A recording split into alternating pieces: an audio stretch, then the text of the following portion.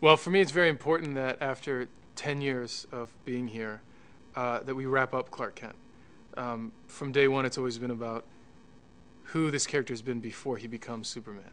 And I think that that's still a very true statement for the show, and I think it's a theme that I hope to accomplish.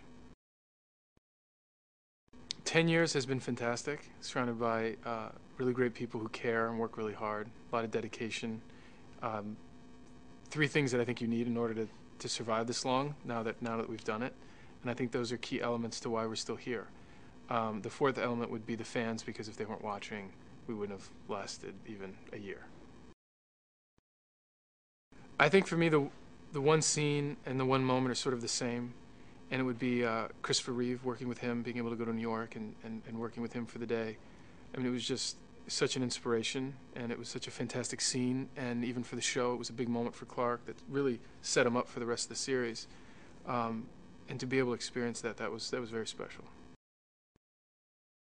He shows up today, and it's like he never left, and we just fell right back into having fun and having a great time, and I realize how much I think I've missed him, and how fantastic it is to see him again and be able to work with him, and that's been a lot of fun.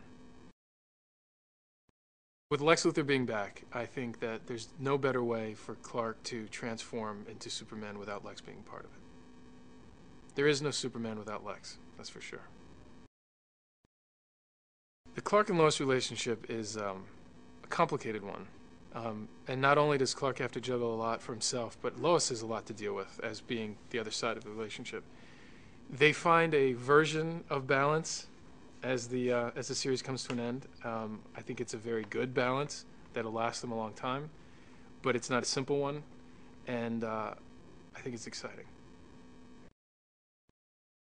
Well, I would say that if this series was about one thing, it would be identity and Clark's search for who he is.